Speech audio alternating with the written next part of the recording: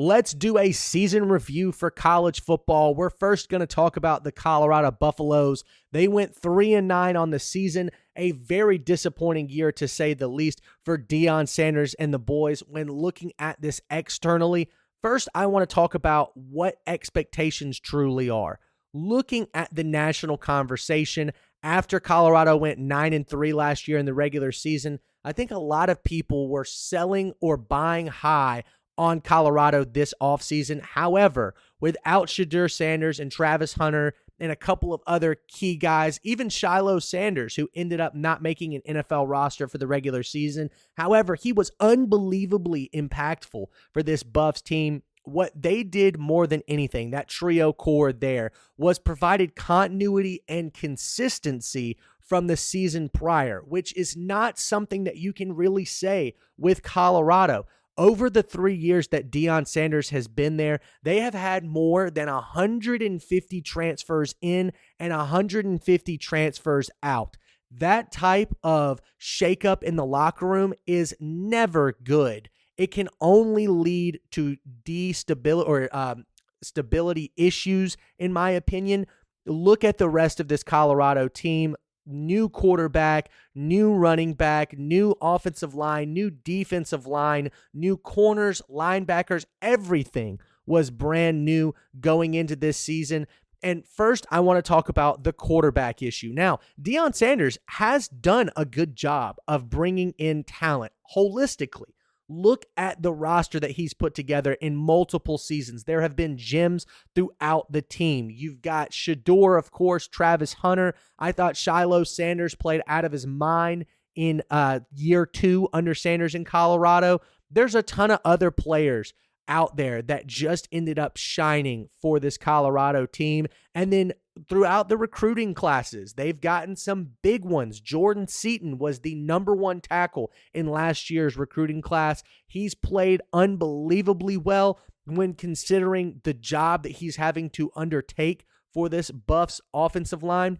And then you think about Julian Lewis, who has been a highly touted offensive prospect for quarterback throughout the recruiting cycle over the last couple of years. He is going to end up being the quarterback next year, but never really got the shine that he needed to experience what it's like to be a quarterback for Colorado. Sacks are an unbelievably big problem for this team. They were this season. They were last year. They offered up the 10th most sacks in college football on the offensive side of the football.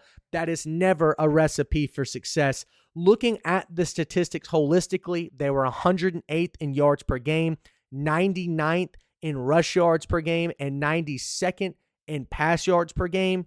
You're not going to win many games in the Big 12 if you cannot produce on the offensive side of the football.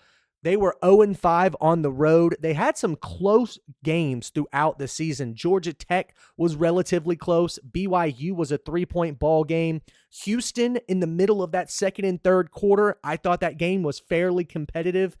Arizona State and Kansas State as well.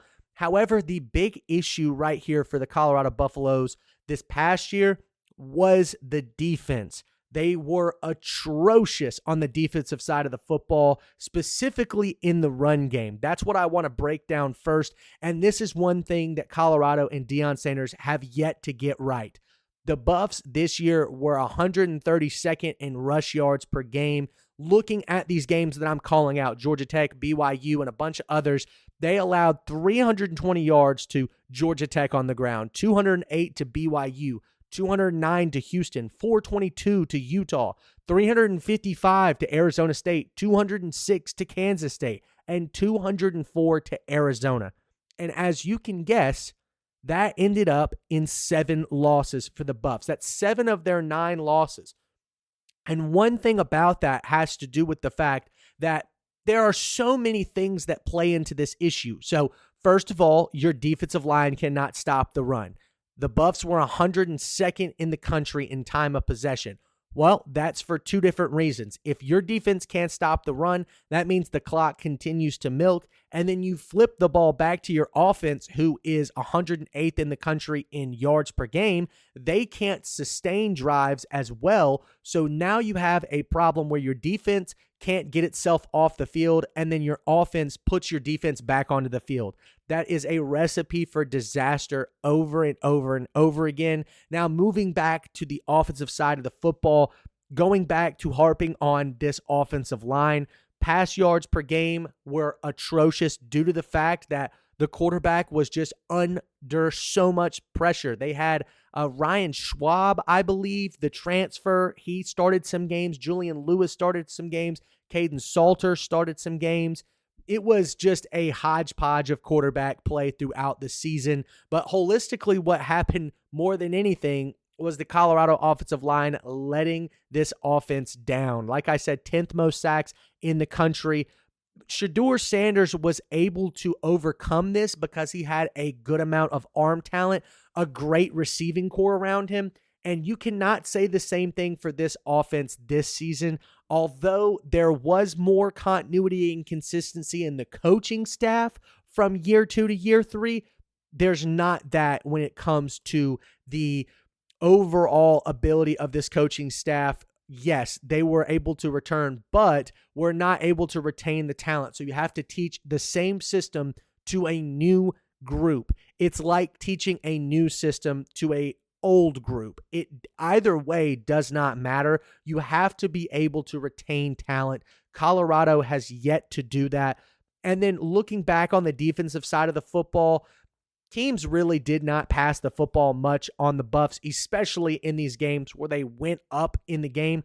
They went to conservative play calling, and a lot of them milking the clock, weighing on that defense. Colorado really got beat down by a Mike Tyson type approach.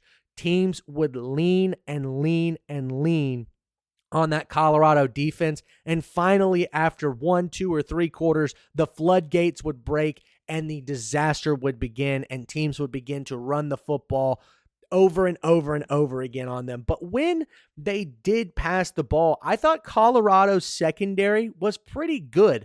38th in the country in pass yards per game, which, considering that this team had the 6th fewest sacks on defense, I think that's not that shabby. Sack percentage was one of the lowest in the country for Colorado, so the secondary, in my opinion, played well above its pay grade.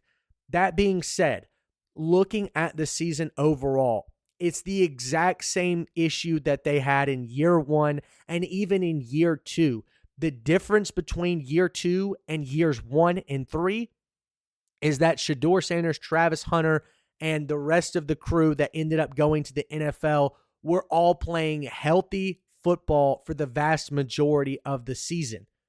That's the difference, guys.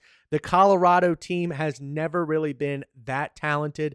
The offensive line and defensive line haven't been great. They've just had superstar play at the skill group positions, and that can win you football games, especially in the Big 12.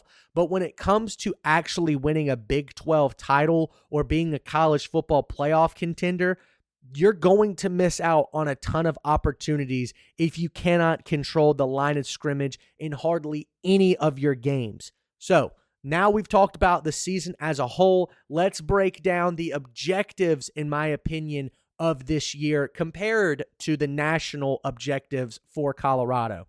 Looking at the outcomes that a lot of people thought nationally, I think 6-6 was the real target goal. Nobody really expected this Colorado team realistically to compete for a Big 12 championship or a college football playoff spot, considering all of the things that they lost from last season.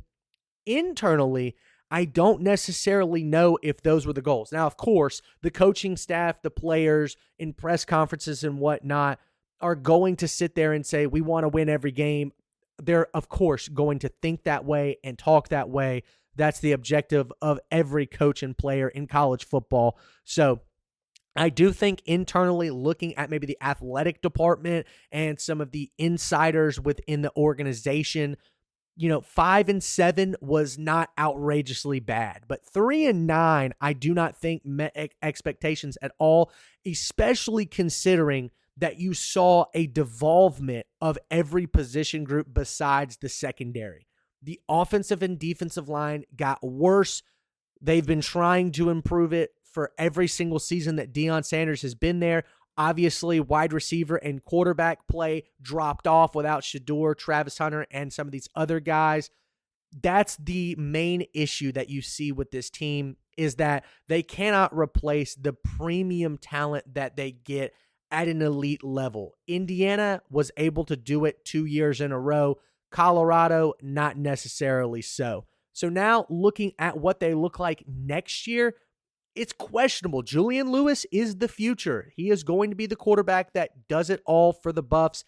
The question is will he have protection? It just got a lot harder because Jordan Seaton has entered the transfer portal. Then looking defensively, Jaheim Otis, who was supposed to be a big-time prospect for Colorado in the transfer portal from Alabama, had a weird locker room issue with Alabama last year, ended up entering the transfer portal like midway through the year.